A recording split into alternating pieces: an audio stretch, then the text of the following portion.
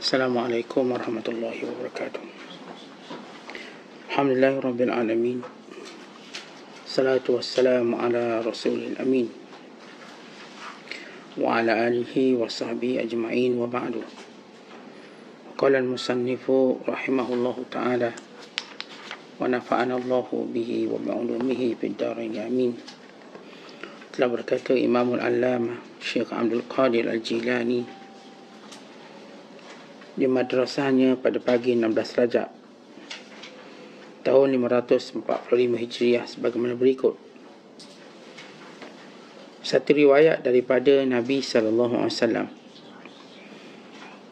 Mal'unun, terkutuk, kemudian sekali lagi terkutuk. Man kanat siqatuhu, siapa yang kepercayaannya bi makhluqin misli, pada makhluk serupa dengannya. Alangkah banyaknya orang yang tergolong dalam laknat ini, yang wajarnya dia meletakkan kepercayaan kepada Allah Azza wa Jalla. Dan siapa yang meletakkan kepercayaannya kepada Allah, maka dia telah berpegang dengan tali Allah yang kukuh. Tetapi jika dia meletakkan kepercayaannya kepada makhluk, maka dia seperti orang yang berpegang dengan air. Bila dia buka semula tangannya, tidak ada kesan yang tinggal di situ. Celaka engkau. Manusia menunaikan keperluanmu satu hari atau dua atau tiga ataupun satu bulan, ataupun 1 tahun, 2 tahun, akhirnya dia mesti bosan denganmu. Dampingilah dirimu dengan Allah Azza wa Jalla dan minta segala keperluanmu kepadanya, kerana Allah tidak pernah bosan terhadapmu. Dia tidak jelak menunaikan segala hajat keperluanmu, baik di dunia ataupun di akhirat. Orang yang mengesahkan Allah tergantung dengan kekuatan tauhidnya, hingga tiada lagi dalam ingatannya ayah dan ibunya, isteri dan anak-anaknya, teman dan lawannya, harta dan pangkatnya. Dia tidak pernah tenang kepada apapun selain pergantungannya dengan pintu Allah Azza wa Jalla serta kekurniaannya. Hai orang yang ingatannya hanya pada wang ringgit yang di tangannya, sedikit masa lagi semua itu akan hilang dari tanganmu. Sebagai balasanmu, wang ringgit itu dulunya di tangan orang lain, lalu ia dirampas dan diberikan kepadamu supaya ia membantumu atas ketaatan Tuhanmu. Lalu engkau menjadikannya sesembahanmu.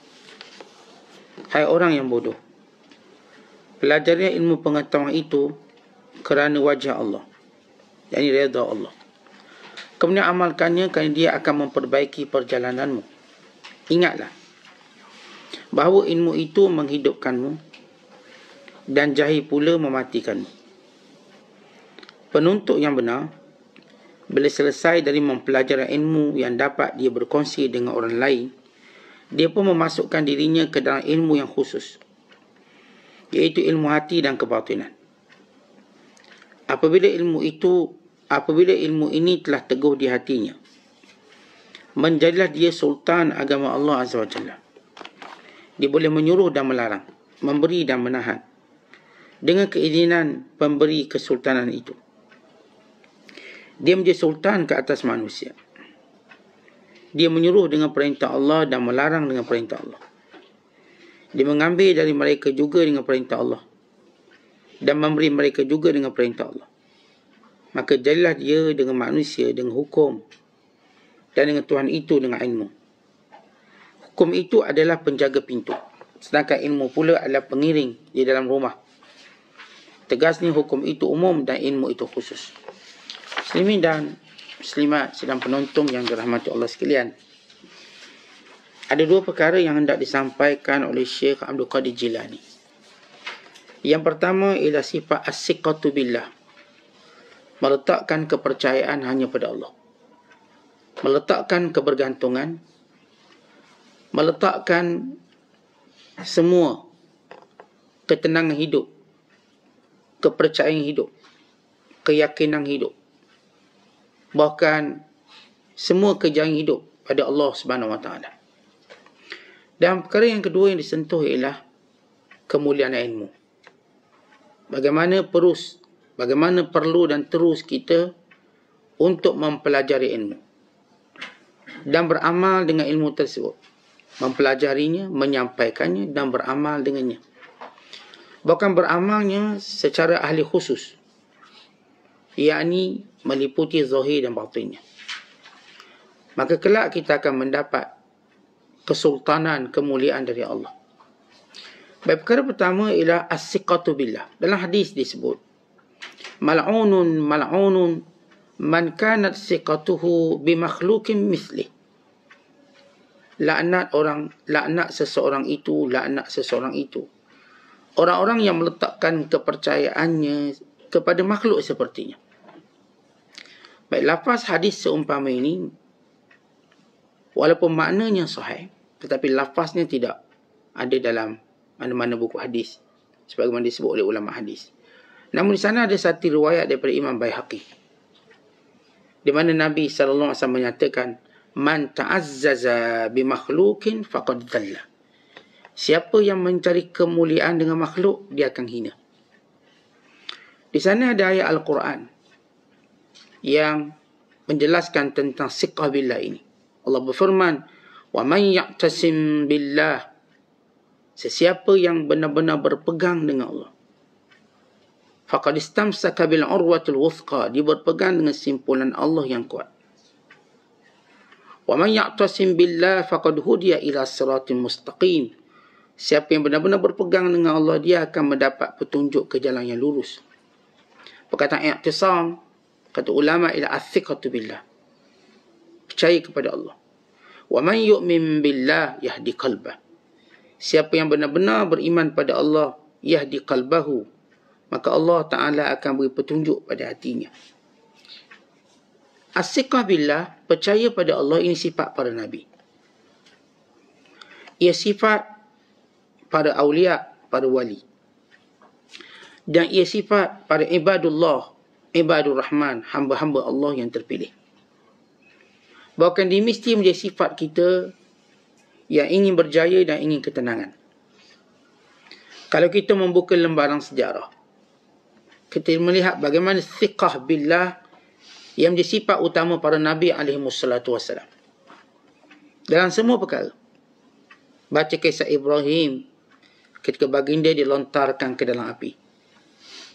Walau datang pelbagai bentuk bantuan yang ditawarkan, baginda tetap berpegang pada as-siqatu billah. Hasbiyallah wa ni'mal wakil. Cukuplah bagiku Allah, dan dia sebaik-baik tempat aku serahkan urusanku. Dia sebaik-baik wakil, sebaik-baik pembantu penolong, sebaik-baik yang menyelamatkan aku daripada apa yang menjadi musibah ini. Maka ketika mana Ibrahim meletak siqah billah, maka Allah berfirman kepada api, sebagaimana tercatat dalam suratul Anbiya ayat 69. Dan kami berkata kepada api, kuni bardan wa salaman ala Ibrahim. Qulna ya naru kuni. Kami berkata, wahai api, kuni, hendaklah kamu berubah sifat. Hendaklah kamu berubah sifat. Bardan wa salaman ala Ibrahim, menjadi sejuk. Satu. Yang kedua, menjadi nyaman. Bukan sejuk yang menggigit, yang menyebabkan frost, yang menyebabkan mati beku. Bardan sejuk, wasalaman dan nyaman. Yang memang menjadi keinginan kita bila mendapat suatu cuaca yang sejuk lagi nyaman. Bukan sejuk yang menggigil, bukan disebut sebagai bardun qatil atau bardun qarisun qattal, sejuk menggigil sehingga membunuh. Tapi bardan wasalaman, sejuk dan nyaman.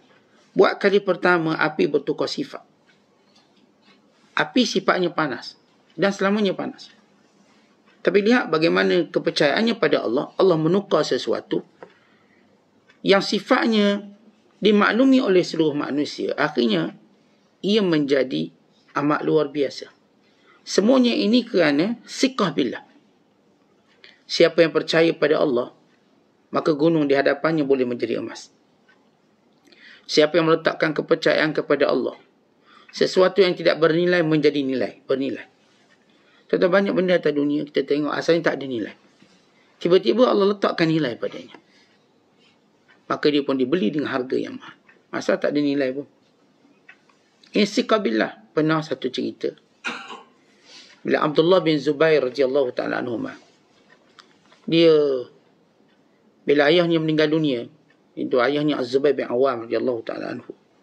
Az-Zubair tinggal hutang banyak dan tanggungan yang ramai. Anak dia ramai, isteri dia 4.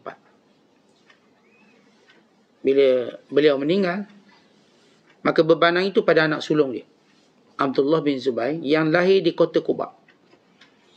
Lahir ketika mana ibunya Asma berhijrah ke Madinah, berhenti di Quba dan bersalin di sana dan ditahnik oleh Rasulullah SAW.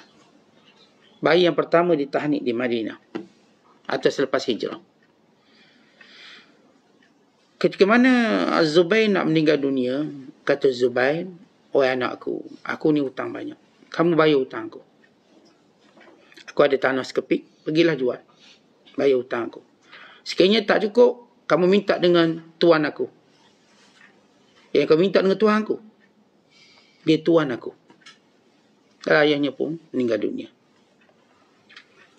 Maka Abdullah bin Zubair terfikir dengan bebanang hutang. Hutangnya berjuta. Fikir dia, tapi dia ingat ayah dia kata minta tolong dengan tuan aku. Kau minta tolong dengan tuan aku. Lihat siqah dia. Kalau kita minta tolong dengan Pok Mak, Pok Teh, Pok Ngah, Fulan bin Fulan, tak. Dengan tuan aku, Allah. Kalau ada apa-apa kau minta tolong dengan tuan aku. Terus dia menyebut tuannya untuk menunjukkan bagaimana rapat dia. Maka Abdullah bin Zubair pun doa pada Allah. Tiba-tiba datang seorang sahabat. Seorang sahabat Rasulullah SAW, namanya Hakim bin Hizam. Hakim bin Hizam datang jumpa dengan Abdullah. "Wahai Abdullah, berapa hutang saudaraku?" Merujuk pada Abdullah, kepada Zubair bin Awam. "Berapa hutang saudaraku?" Maka jawab Abdullah, 1 juta. Maka jawab Hakim bin Hizam, "Alayya nisfuhu." Saya bayar separuh, 500,000. Maka lihat di keajaiban, dia meminta tolong daripada tuannya. Tiba-tiba tanah yang ditinggalkan oleh Zubair bin Awam meningkat naik. Kita tahu harga tanah. Dia meningkat naik mendadak. Sehingga bukan sekadar dapat membayar hutangnya yang lagi 500,000. Bukan dapat jadi harta pusaka kepada isteri-isteri yang ditinggalkan. Dan anak ditinggalkan sehingga jadi kaya semua. Contoh kita kan biasa dengar asal tanah harga 80,000 dia beli, tiba jadi 800,000. Allah beri nilainya. Ada orang tanahnya mungkin dia beli dulu adalah 10,000, tiba naik 10 juta. Dan benda ni memang selalu kita dengar. Dan ini kisah yang begitu luar biasa yang berkait dengan Zubair bin Awam yang meninggalkan hutang dan juga isteri dan juga keluarga. Dia asiqah billah. Dia tinggalkan sesuatu pada anak dia, suatu ilmu asiqah billah. Dia tak kata ayah ni banyak hutang, pandai-pandailah kau bayar. Tidak begitu. Kau bayar hutang, tanah ada. Kalau tak cukup, minta dengan Tuhan. Tuan aku, disebut istilah tuanku. Maulaya. Minta dengan tuan aku. Istilah tuan tadi menunjukkan keyakinan dia. Maka siqah billah juga kita lihat bagaimana kisah Sayyidatina Hajar radhiyallahu ta'ala anha. Hajar ditinggalkan di Mekah bersama anak kecilnya, tidak ada orang lain. Hanya ditinggalkan sekantung kurma, sejarak. Jarak maknanya pergilah satu, kalau orang kampus sejabir kurma, serajuk kurma, sepastrik kurma. Kemudian tinggal air. Ya, Hajar pun tak tahu dia akan ditinggal bekang berapa lama. Ibrahim AS waktu meninggalkannya, dia pun tak tahu perintah Allah ni lama mana. Apakah tinggal 1 hari, 2 hari. Tapi dia dah buatlah tanggungjawabnya sebagai suami, beri bekalan. Kurma air. Ya, seketika kemudian kurma tu habis. Kan ibu yang menyusu perlu makan banyak. Dan air juga habis. Maka anak mula menangis. Siqah billah Hajar ini bermula bila Hajar bertanya kepada suaminya Ibrahim, siapa yang suruh kamu tinggalkan aku di sini? Siapa? Lalu kata Ibrahim, Allah. Allah yang suruh. Ibrahim yakin bila Allah suruh, maka tiada mudarat dalam perintah Allah. Dalam perintah Allah tidak ada mudarat. Itulah siqah billah Ibrahim. Walau bayangkan kalau sekiranya sukar Hajar ditinggalkan, suami juga suka meninggalkan isteri yang tercinta bersama anak kecil yang dirindui puluhan tahun berkahwin tak ada anak, dapat anak kemudian ditinggalkan. Tapi kerana perintah Allah, siqah billah, percaya pada Allah. Tuhan bila beri perintah ni tuan-tuan, kebaikan kita. Bila Allah haramkan rasuah, bila Allah haramkan judi, sumber-sumber haram, mengambil hak orang, ia adalah kebaikan untuk kita. Percayalah. Bukan Allah nak rugikan kita. Saat lepas tak ada rasuah, saya pun tak dapat projek. Lepas saya tak boleh buat benda haram ni, saya pun slow sikit. Percaya pada Allah. Akan sampai masanya Allah kayakan kamu. Letak kepercayaan ini. Ini siqah billah. Tuan-tuan Hajar kata, wahai suamiku, Allahu amaraka hadha. Allahu amaraka hadha. Allah kesuruh.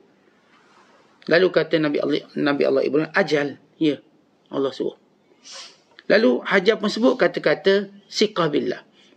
Kalau Allah yang suruh, Allah tak akan sia-siakan aku. Tuhan tak akan sia-siakan aku. Kalau ini benar perintah Allah. Ya, supaya para isteri yakin, bila suami melaksanakan perintah Allah, walau meninggalkan dia bersendirian, Allah akan jaga dia. Suami cari nafkah, suami buat perkara yang memang Allah suruh, pergi masjid, pergi belajar. Sisi ada kebimbangan bila suami tak ada di sisi. Percayalah kalau suami ni tinggal kita kerana melaksanakan perintah Allah, Allah jaga kita. Jangan abang jangan ke masjid lah bang, saya takut bang bunyi macam-macam. Tak bagi suami ke masjid, bang jangan kuliah lah abang, kuliah lama, saya takut duduk sorang-sorang. Saya sekian. Kurangnya siqah billah. Suami pergi kuliah. Dan sebagainya. Suami cari nafkah, mungkin tinggal seminggu dua. Maka yakin pada Allah. Suami kita bukan pergi buat benda tak betul. Dia buat benda yang perintah Tuhan. Dan sebagainya. Maka lihat, Hajar ni siqah billah, akhirnya jadikan ajaiban keluar air Zam-Zam. Air Zam-Zam itulah manifestasi daripada siqah billah yang dimanfaatkan sampai hari ini. Bukan sampai hari kiamat. Bukan tempat itu lihat nilainya diangkat menjadi tempat ibadah. Dan perbuatan Hajar itu menjadi perbuatan kita hari ini melakukan sa'i. Semua orang satu dunia, walau berbeza mazhab dan sebagainya, tetap meletakkan bahawa sa'i ini rukun daripada umrah dan haji. Tidak akan sah tanpanya. Lepas tawaf, wajib sa'i. Lepas tawaf, wajib sa'i. Lepas kita tawaf, yang benda yang pertama kita cari lepas tawaf, tempat sa'i mana? Mas'ah. Seolah-olah selepas kita melaksanakan tawaf, satu perbuatan beribadat pada Allah, kita terus diperintahkan mengingati peristiwa Hajar mencari air. Perjalanan Hajar itu ulang-alik, tanpa mengurangkan sedikit pun siqah billah. Percaya dia pada Allah, Allah akan berikan rezeki padanya. Tetapi kadang-kadang kita melalui tempoh berapa tahun. Allah Ustaz penat, saya percaya pada Allah, terjejah sikit. Kadang-kadang kita dah cuba cara halal ni, Allah payah dapat. Dulu kita memang jenis semua rezeki haram belaka. Rasa macam mudah je.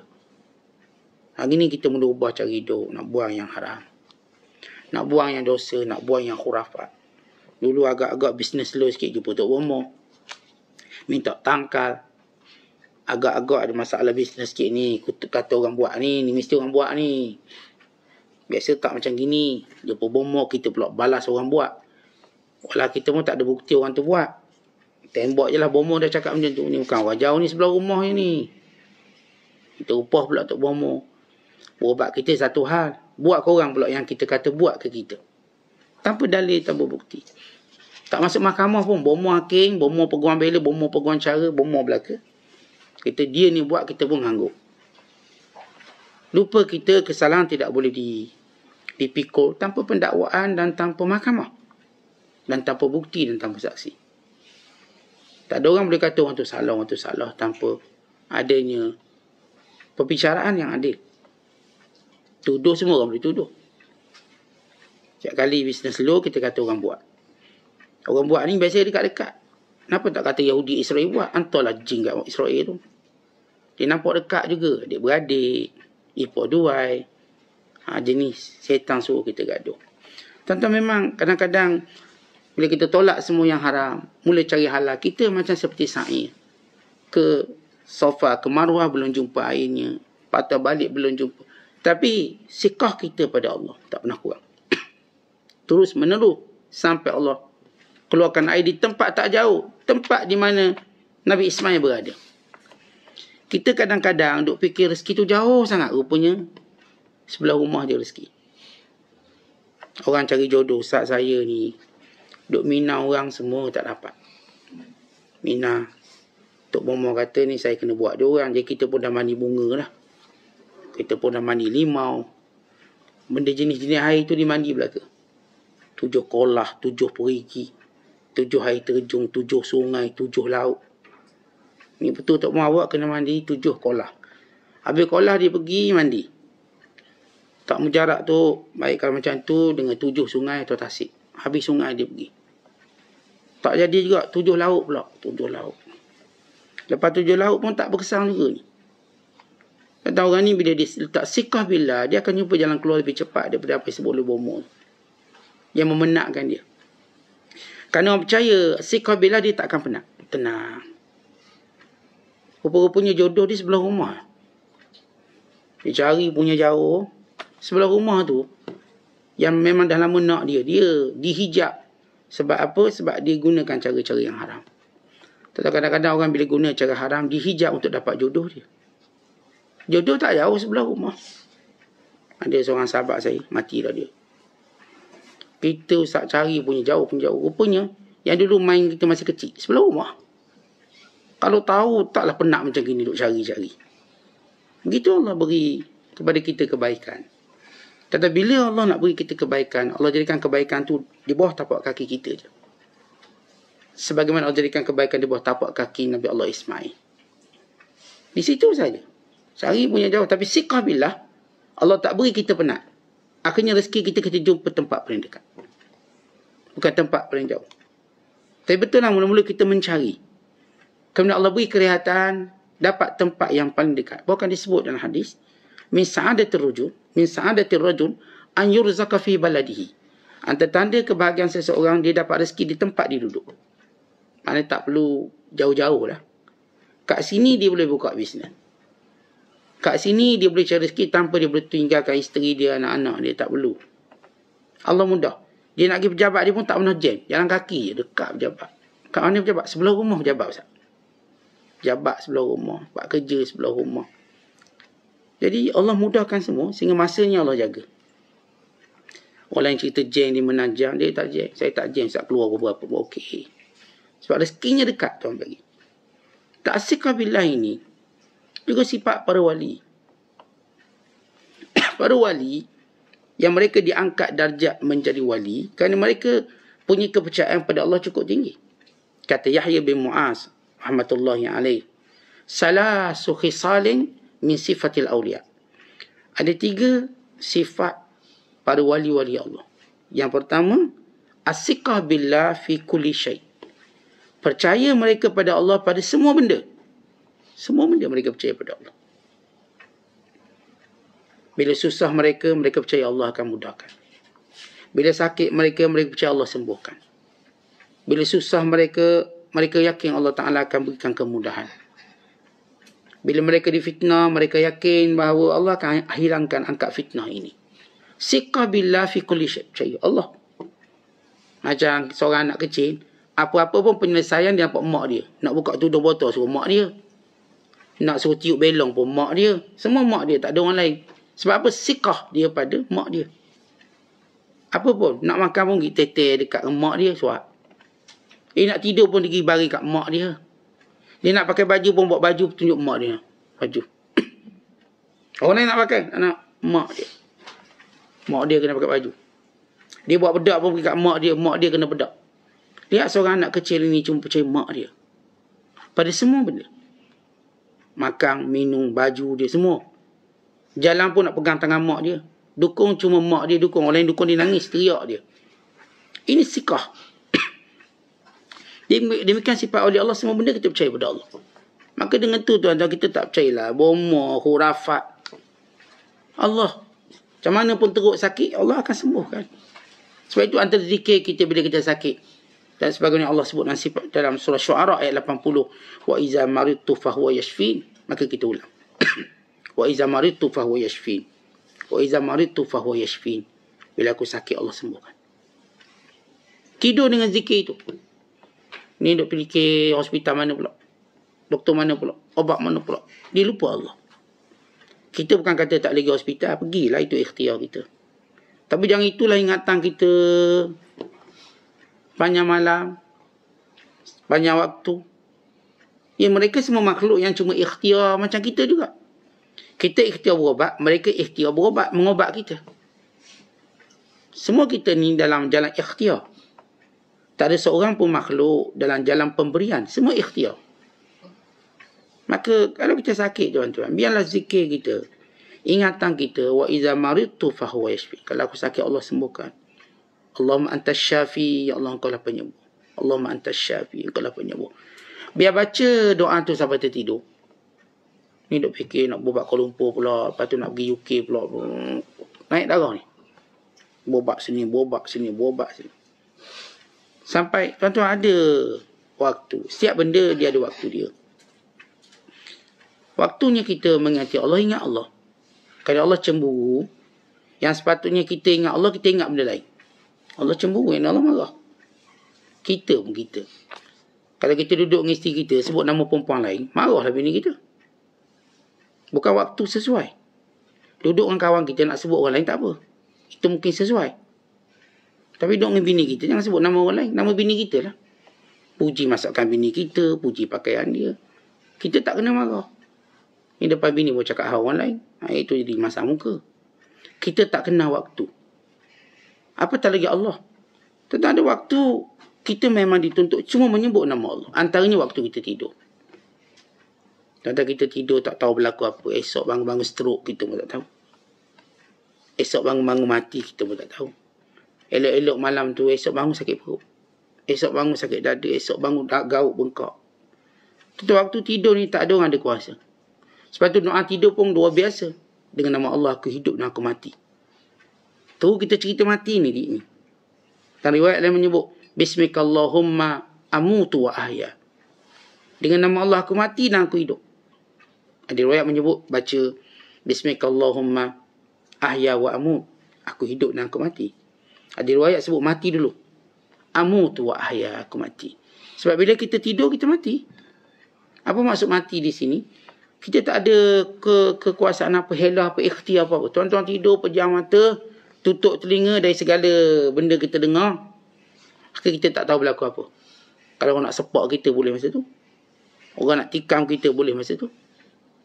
Orang nak bunuh kita pun boleh masa tu. Tak ada apa. Seorang Nabi palsu, namanya Aswadul Ansi. Tuan-tuan tahu macam mana dia mati. Dia ni nak bunuh masa dia sedar, memang tak boleh lah. Dengan jinnya, dengan itu sekian.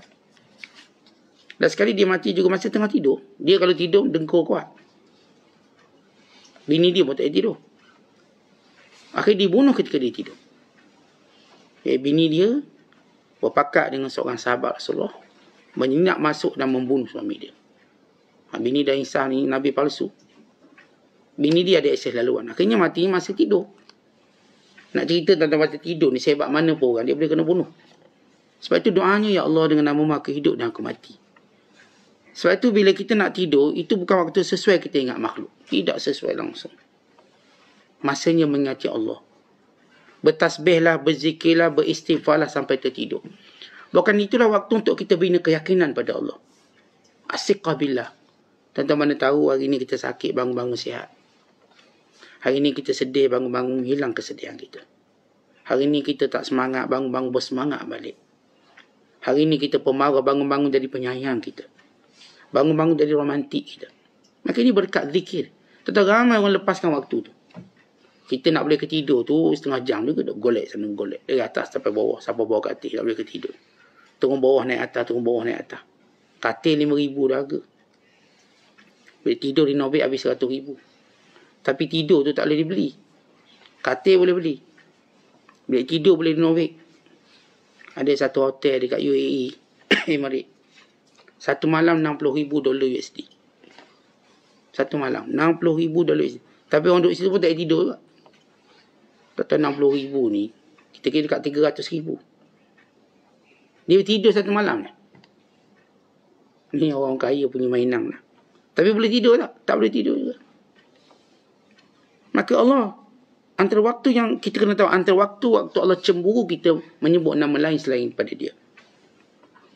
Yang pertama, waktu masih ibadat. Semayang, masa kita baca Quran, masa kita buat umrah, buat haji, waktu ibadat. Yang kedua, waktu sebelum tidur kita. Yang ketiga, waktu bila mana kita bangun tidur. Kau pertama telak mata tu tengok mesej berat kita ni. Bangun je tidur tu baca Facebook. Tengok apa benda terkini.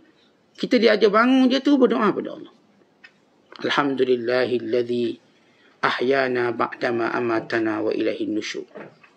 Saya puji bagi Allah yang menghidupkan kami sesudah mematikan kami. Dan kepadanya kami akan dihimpunkan. Sebab itu disebut dalam hadis, kita kalau terkejut tengah malam, lalu kita menyebut nama Allah dan kita berdoa, malaikat Allah ampunkan kita dan mustajabkan doa kita. Jadi waktu yang Allah cemburu kalau kita sebut lain pada nama Allah. Sebab ini memang waktu menyebut nama Allah. Pertama saya katakan waktu ibadat. Yang kedua waktu nak tidur. Yang ketiga waktu kita bangun tidur. Yang keempat waktu kita terkejut tengah malam. Dia panggil ta'ar. Man ta'ara fil lail. Siapa yang terkejut tengah malam. Terkejut waktu 2-3 pagi tiba-tiba ingat makhluk. Berat kita ni. Sedangkan ia waktu orang mengingati Allah Subhanahu Wa Taala. Dan yang kelima, Allah marah kita tak sebut namanya. Kita ke mana waktu kita susah. Tentang kita susah, memang waktu sebut nama Allah. Marah kalau tak sebut juga nama Allah. Susah-susah pun tak sedar diri juga. Dia sebut nama orang juga. Allah marah, Allah murka. Allah kata biarkan dia dengan orang disebut. Biar dia. Sebab kita patut tahu, amman yujibul muttarra iza da'a wa yakshifus su'. Siapa lagi kalau bukan Allah yang memperkenankan doa orang yang tersepit dalam kesusahan dan menghilangkan kesusahan. Wa yakshifus su'. Tiba-tiba kita duk ingat orang, tengah-tengah susah pun ingat orang, tengah-tengah sakit duk ingat orang. Maka Allah kata, biarlah kamu dengan orang tu. Dan yang keenam, ketika mana kita mendapat nikmat, kita tak sebut nama Allah. Inilah hasil usaha saya. Nak kena penyakit dah tu. Ini semua kerana tim saya yang bagus. Mana nama Allah waktu kamu dapat nikmat? Sebut Alhamdulillah. Alhamdulillah, ini kurnia Allah. Hadha min fadli Rabbi. Ini kurnia Allah.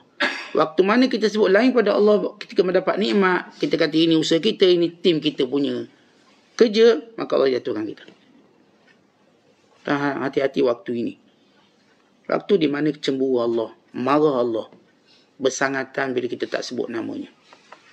Jadi sebelum tidur tu sebut nama Allah banyak-banyak sampailah kita tertidur.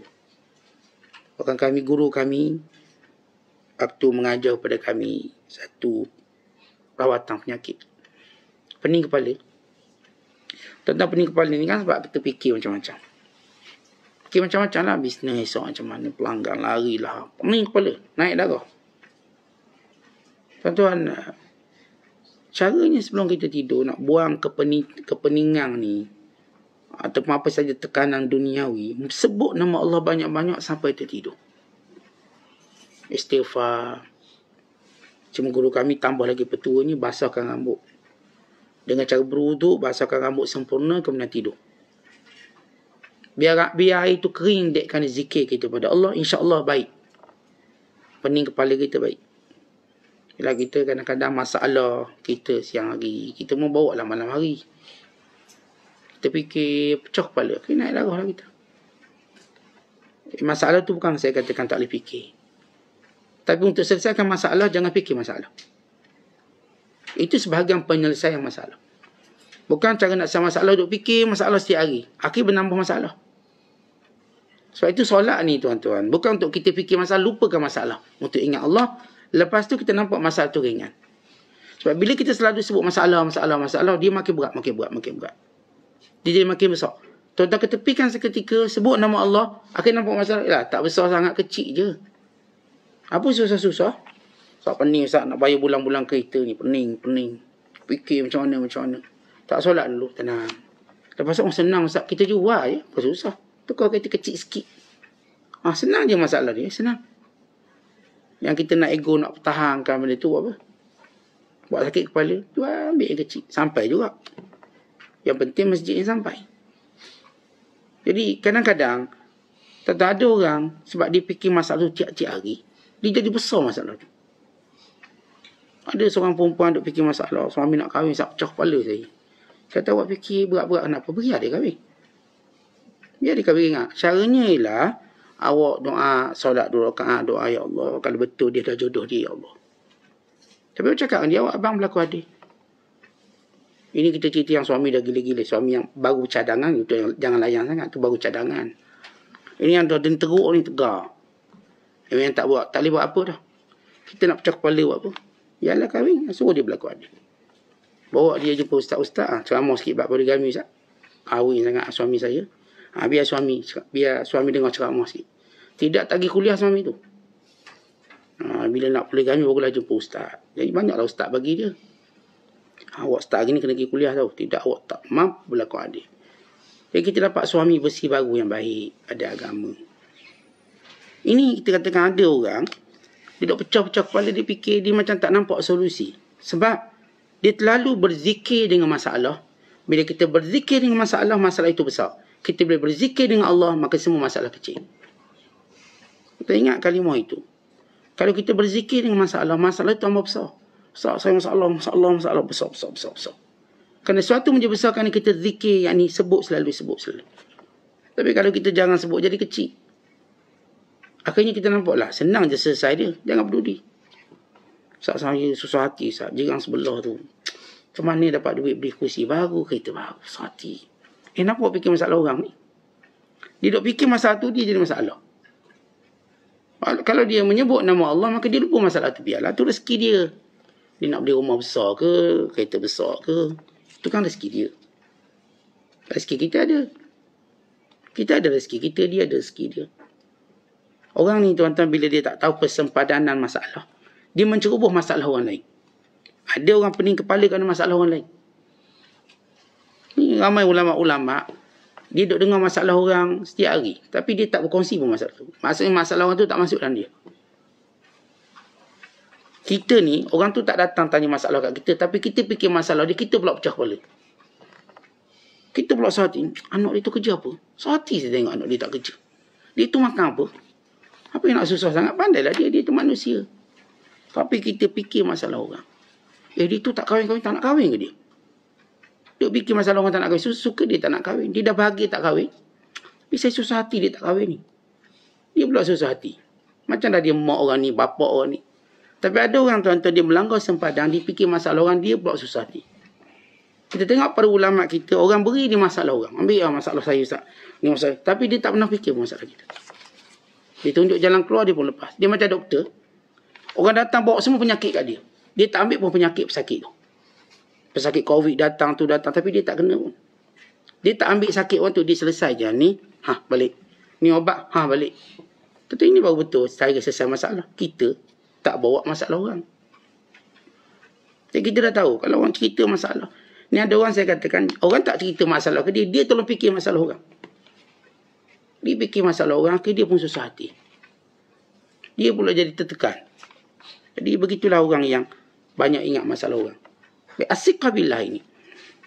Kata Muaz bin Jabal, kata Yahya bin Muaz radhiyallahu ta'ala anhu, 3 perkara sifat wali. Yang pertama, percaya pada Allah pada semua perkara. Yang kita dah syarahkan tadi. Yang kedua, al-ghaniyyu bihi an kulli syai'. Merasa kaya dengan Allah pada semua perkara. Orang yang kaya dengan harta, orang yang kaya dengan title, orang yang kaya dengan segala mata benda dunia, kita kaya dengan Allah. Saya ada Allah, cukup bagi saya. Ketika mana orang lain kalau tak ada pangkat, oh susah hati. Kalau tak ada benda tu, susah hati. Sebab saya punya target Ustaz, Lamborghini ni. Tak ada Lamborghini, tak masuk dalam senarai. 5 lelaki Melayu yang ada Lamborghini masuk ni. Tak payah masuk, tak apa. Dah bukan, tak layak masuk. Buat apa fikir-fikir. Kita kaya dengan Allah. Apa yang Allah beri, kita rasa kaya. Kita rasa cukup, qanaah. Kalau sampai rezeki Allah nak bagi benda tu, benda ni, kita dapat. Ini panggil al-ghani bihi min an kulli syai'. Orang duk bangga dengan semua benda, kita bangga kita ada Allah. Saya ada Allah. Allah jaga saya. Alhamdulillah dalam saya mencari dunia, saya tak buang pun hak Allah. Awak kaya pun awak semayang tidak, apa tidak. Awak tak takut ke nanti mati? Sebab tu kita tuan-tuan rasa kaya dengan Allah. Ketika mana orang lain kaya dengan dunia, merasa kaya dengan dunia, sebagai jaminan dia, kita jaminan kita Allah. Ni masa depan anak-anak macam mana, orang lain semua letak duit kat anak ni 30-40 ribu ni. Awak ni anak kosong. Tak apalah, saya kaya dengan Allah, saya tinggalkan Allah untuk dia. Saya yakin. Saya ajar dia hukum agama. Saya ajar dia anak bila besar jangan atur orang. Jangan nak kaya sampai hilang agama. Saya buat benda haram. Ingat yang kayakan kita Allah. Allah boleh kayakan kita. Kalau manusia mencari kekayaan dunia, kalau Allah fakirkan dia, dia akan rasa tak cukup. Sebab itu kita tengok orang-orang yang tamak ni, orang dah kaya. Orang miskin tak tamak. Orang dah kaya, dia tamak lagi. Dia tamak lagi. Patutnya dia dah kaya, dah berhenti dah rasuah tu. Dia dah berhenti tipu-tipu orang, dah kaya. Tapi buat lagi dia. Orang kaya yang tamak, yang tak bina kekayaan kerana Allah, kita nampak dia lebih miskin pada orang miskin. Sifat dia tu. Kedekut jangan ceritalah. Maka kita kaya dengan Allah. Yang ketiga kata Yahya, ar-ruju' ilai min kulli syai'. Apa pun masalah kita, kita pulang pada Allah. Ar-ruju'u ilaihi min kulli syai'. Kita rujuk pada Allah. Dosa pahala, rujuk pada Allah. Oh dosa, Tuhan kata dosa lah. Haram kata haram, oh haram lah. Semua kita ar-ruju' ila Allah, rujukkan kita Allah. Semua masalah kita Allah. Ni Ustaz, saya nak berubat. Cara ni betul tak Ustaz? Tak betul, saya tolak. Sebab saya nak pulang pada Allah, saya tak nak ikut cara ni. Ustaz, saya nak kerja, cara ni boleh tak kerja ni? Boleh. Okey, saya kerja. Ustaz, saya nak kahwin dengan orang ni. Boleh tak kahwin dengan orang ni? Ni boleh. Dia boleh ingat Allah. Ni jangan. Kamu akan lalai dia ingat Allah. Semua dia ar-ruju' ila Allah. Dia rujukkan dia Allah. Kembali dia pada Allah. Penyelesaian dia kepada Allah Subhanahu Wa Taala. Baik, ini orang-orang yang kita katakan thiqah. Sebab itu kata ulama, kata Hatim Al-Asam, saya berdakwah pada orang dengan 3 benda. 3 benda saya dakwah orang. Pertama, saya ajak orang pada makrifat. Yang kedua, saya ajak orang kepada siqah billah, percaya Allah. Yang ketiga, saya ajak orang bertawakal pada Allah.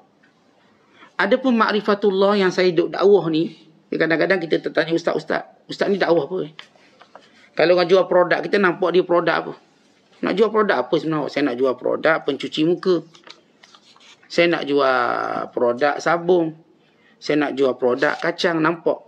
Baik, orang-orang agama kita tanya, awak nak ajak kita ke mana sebenarnya? Yang duk ceramah tiap-tiap hari. Duk beri nasihat, tazkirah. Apa yang awak nak ajakkan? Ke mana awak nak ajakkan? Ada setengah orang macam dia tak tahu. Dia nak bawa apa? Nak kata jual produk, tak ada jual produk. Apa yang nak ajak? Kata Hatim, aku ajak kamu pada 3 benda. Pertama, supaya kamu kenal Allah, makrifatullah. Yang kedua, kamu percaya pada Allah saja, siqah billah.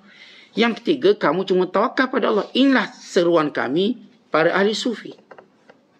Adapun makrifatullah, apa pun yang Allah tentukan, maksud makrifatullah, kenal Allah, segala qada Allah pada kamu itu adil dan baik. Tentu ahli makrifat, kalau berlaku sesuatu pada dia, dia tenang. Kenapa? Setiap ketentuan Allah tu baik bagi dia. Kalau bukan ahli makrifat, dia dapat susah sikit, menggelupur macam cacing kepanasan. Menggelupur dia, kenapa saya? Kenapa? Nak menggelupur tu kenapa? Gelupur tak boleh selesai masalah. Sebab tu ahli makrifat, dia datang satu takdir padanya, dia tahu Allah nak ganti lebih baik. Kereta dia aksiden, alhamdulillah, Allah nak ganti lebih baik ni. Di sebalik ungkapan inna lillah, di sebalik ungkapan doa pahala, di sebalik ungkapan doa diganti baik, dia memuji Allah atas nikmat itu. Alhamdulillah ala kulli hal. Kita kan kalau dapat musibah juga disunatkan menyebut alhamdulillah, selain istirja, selain menyebut inna lillah, juga menyebut alhamdulillah ala kulli hal. Kerana di sebalik musibah itu ada nikmat yang kita tak nampak. Nampak kan? Yang tersembunyi itu jauh lebih banyak daripada apa yang kita hilang. Kita duk nampak duit kita hilang RM1, RM10 atau RM100. Tapi yang digantikan itu, yang lebih banyak itu kita tak nampak. Di sebalik, kalaulah kereta kita accident, kita tak nampak apa yang lebih baik. Ada seorang hamba Allah tu, dia punya Lamborghini urus dia terbabas, langgar terbakar, total loss. Tenang dia, tak apa, kita beli yang lebih baru lagi. Tenang, lebih baru lagi. Dia nampak hikmah dia. Hikmahnya dapat lebih baru. Dia beli recom, saya beli baru terus. Tetapi orang ahli makrifat ini, segala qada Allah Ta'ala pada dia, dia nampak lebih baik yang digantikan. Maka yang lebih dinampak kalau orang yang baru basic agama, dia nampak Allah ganti lebih baik. Maksud saya, kalau orang ni kereta buruk, dia accident, dapat kereta baru. Ini orang yang baru nak kenal Allah. Tapi orang benar-benar kenal Allah, dia nampak apa? Pahalanya. Itu lebih baik daripada gantian yang baru. Bukan senang nak dapat pahala, tuan-tuan sekalian. Dan dia nampak pengampunan dosa. Dan dia nampak Allah sedang menegur dia daripada kelalaian. Saya lalai, selama ni saya duduk sibuk dengan benda itu, Allah nak sedarkan saya. Sekejap. Dulu ada kereta baru ke hulu ke hilir, lupa masjid tepi rumah. Pak accident sekali, barulah ingat masjid. Nampak Haji, nampak Haji masjid, kereta rosak Ustaz, beki. Alhamdulillah sampai juga ke masjid. Masa kereta tak rosak tak sampai tu. Kereta rosak sampai dia. Sementara tunggu kereta beki Ustaz, masjid dulu lah. Dan lihat bagaimana kadang-kadang musibah itu. Bukan kadang-kadang lah, memang ia pun. Musibah itu sedang menegur kita. Kita tuan-tuan, siapa boleh tegur kita? Bila kita dah besar ni, kita dah berdikari ni. Bukan calon-calon orang boleh tegur kita. Maka yang tegur kita Allah. Lagi ego kita untuk ditegur oleh manusia, lagi ego, makin lagi berat Allah tegur kita. Tapi lagi mudah kita menerima tegur orang. Terutama kita dah bersedia untuk ditegur. Sebab tu saya hadir kuliah Ustaz. Sebab saya bersedia untuk ditegur. Pagi dan petang. Tegurlah. Tetapi siapa yang memilih untuk ditegur, maka ringanlah teguran Allah padanya. Tapi siapa yang memilih untuk tidak mau ditegur, kuliah tak pergi. Ini kalau orang cakap pun dia marah orang tu. Maka Allah akan tegur dengan teguran yang keras sekali. Kita ginilah tuan-tuan kalau hierarki sekolah. Kita kat sekolah kan kita ada ketua kelas, ada pengawas. Bila kita buat salah, mula-mula tegur kita, ketua kelas lah. Jangan bising, nanti aku ambil nama. Ketua kelas tu selebel dengan kita tegur. Dulu lah aku nak bising. Maka ketua kelas ni, dia akan report ke pengawas. Pengawas ni report pada guru disiplin. Datang guru disiplin, tengok kita tu tampar sebiji. Keras. Terus lepas tu diam. Sampailah habis tempoh persekolahan. Dia punya lama dia 6 tahun dia diam. Kena tampar sebiji. Maksudnya dipukul keras. Demikian juga teguran Allah. Tuan-tuan, Allah hadirkan kita hamba-hamba selebel dengan kita tegur kita. Jangan buat macam ni, masalah ni ambil orang, duit orang, dosa. Alhamdulillah aku buat asing-asing. Ni mazhab aku buat asing-asing. Cara bercakap. Betul. Kalimah tu betul. Tapi yang dimaksudkan tu salah. Ini disebut oleh Senali kalimat tu haqqin uridal bihal batil. Kalimah tu memang betul pun, memang aku buat asing-asing. Tapi yang dikendaki kebatilan untuk menjustifikasikan bebas dia buat maksiat, kau jangan tegur aku. Pada dulu bertanggungjawab sesama Islam menegur. Maka bila orang level, Allah akan hadirkan orang level kita tegur kita. Kita pun tak peduli. Ada orang atas kita tegur kita. Ustaz-ustaz tegur, jangan ni haram. Ni awak duduk cuci-cuci gereja, duduk cuci ni haram, dosa. Ni awak cuci tempat maksiat. Tempat menyekutukan Allah. Tempat di mana syaitan berkumpul. Tempat di mana syaitan menyesatkan manusia. Awak duduk pergi cuci pula. Haram. Dia tak peduli kita. Report polis pula. Zaman ni ustaz ni menghina agama pula. Report polis dia ni. Ya, tunggu teguran Allah pula. Kami dah tegur apa yang kami patut tegur. Jangan sampai Allah menegur. Kena teguran Allah cukup keras. Allah dah hadirkan hamba-hambanya untuk kita ditegur oleh Allah secara lembut. Tapi bila kita berdegil, maka datang teguran Allah yang kita tak mampu lagi bangkit dan bangun. Ni orang buat maksiat, kita tegur jangan minum arak, jangan berjudi. Alhamdulillah Ustaz, aku buat asing-asing. Haram tu, bagi minum anak haram, bagi makan anak haram, rezeki haram. Alhamdulillah Ustaz, suka saya bla bla bla. Allah pun datangkan teguran. Tu kena stroke, habis kami. Tunggu mati je lah. Tak payahlah panggil kami solat jenazah. Kalau tidak kan hukum Allah pada kami supaya kami solat jenazah, niscaya kami tak solat kamu. Tapi kan hukum Allah. Allah tu di sebalik tegurnya Allah maha lembut lagi. Jahat-jahat dia bawa ke masjid juga. Kalau ikut JK masjid ni, nak buang je mayat ke sungai ni. Ni dulu jahat ni Ustaz. Tapi kerana Allah letak kita satu hukum. Tak boleh. Dia orang Islam juga. Datanglah. Duduk depan pada imam pula tu. Dah jadi mayat depan pada imam. Solatlah kita. Demi kerana tanggungjawab agama. Bukan sebab dia, kerana Allah. Kalau sebab dia, kita tak nak doa. Kalau nak tukar doa tu, ya Allah laknat dia. Kalau boleh lah. Dengan orang ni jahat ni, kalau kita cerita jahat ni jahat. Tapi Allah dah letak lafaz dia. Allahumma gfir lahu warhamhu wa'afihi wa'afani. Maka kita pun sebutlah doa tu. Lihat bagaimana Allah Ta'ala tegur kita. Jadi saya katakan kita tuan-tuan, kalau tak mau ditegur oleh hamba-hambanya yang Allah jadikan sebagai teguran yang lembut kita, jangan sampai Allah tegur kita. Bila Allah tegur, dia teguran yang keras. Direct dari Allah.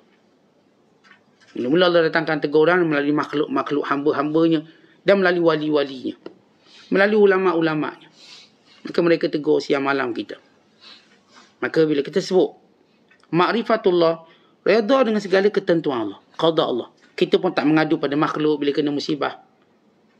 Bila kena musibah, kita nak mengadu pada makhluk, tak. Saya mengadu pada Allah. Biar Allah selesaikan. Yang kedua, saya seru kepada as-siqah billah. Apa maksud siqah billah?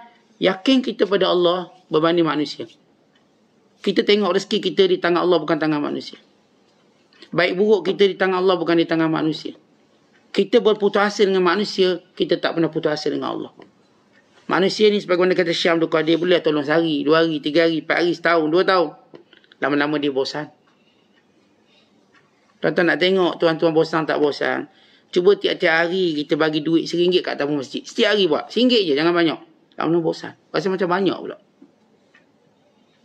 Atau tiap-tiap hari tuan-tuan ada orang datang jumpa kita. Assalamualaikum, RM1. Saya ingat kena 3 hari je lari lah kita. Kita bosan. Sebab sifat memberi itu bukan sifat makhluk, sifat Allah. Sebab tu kita jangan minta dengan makhluk. Jangan letak kepercayaan kita pada makhluk. Kita minta dengan Allah. Allah nak hantar siapa beri, itu hak Allah. Tapi kepercayaan kita pada Allah. Jangan duk fikir kalau orang ni tak ada, habislah saya Ustaz. Habislah saya. Tak adalah saya, bengkelaklah saya. Tak, Allah. Kita yakin pada Allah. Asikah bila menjadikan kita tuan-tuan tidak bergantung pada makhluk. Dengan Allah. Kita minta sebagai satu ikhtiar. Tak dapat sudah.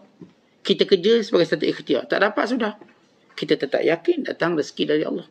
Dan last sekali ialah tawakal pada Allah. Untuk apa tawakal kata Hatim? Kerana untuk rasa tenang hati kita. Tuma'ninatul qalb.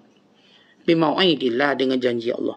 Tuan-tuan sekalian, kita yakin bahawa ini janji Allah SWT. Saya dah ikhtiar, saya dah buat macam-macam, saya tawakal pada Allah. Saya letak jorang saya letak bubu saya letak hang perangkap saya. Maka saya tawakal pada Allah. InsyaAllah ada rezeki, masuklah ayam hutang tu. Ada rezeki, kenalah ikan tu. Saya dah semai benih, ada rezeki, bobohlah benih tu. Saya pun dah tanam pokok durian. Saya dah tanam black tong, saya tanam musang king, saya tanam. Saya tawakal pada Allah.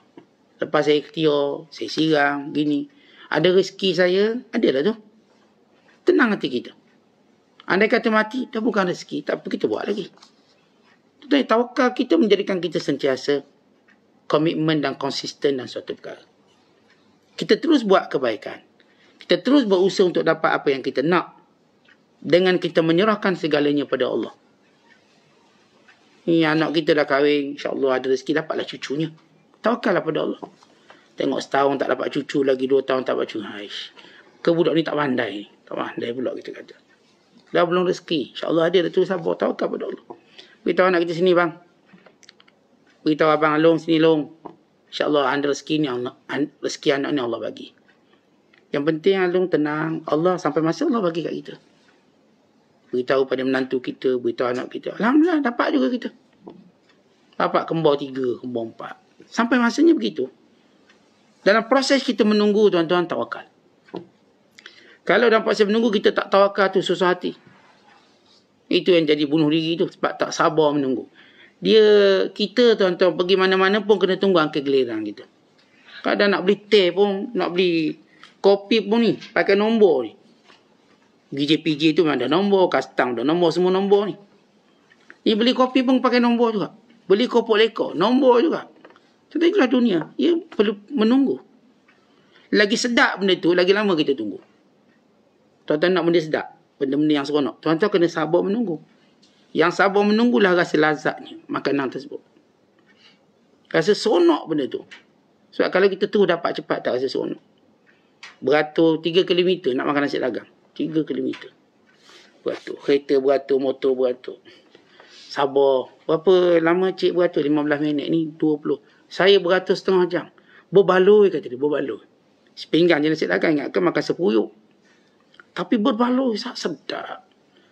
Tetapi kalau benda dunia kita boleh terima benda tu. Kalau benda tu memang menakjubkan. Ini kan pula pemberian Allah yang ajaib. Tentu Allah beri anak ni ajaib, anak ni. Maka sabar menunggu sampai masa insya-Allah. Maka ini yang nak tenang jiwa kita, tuan-tuan, perlu pada tawakal. Apa itu tawakal? Serah pada Allah lah.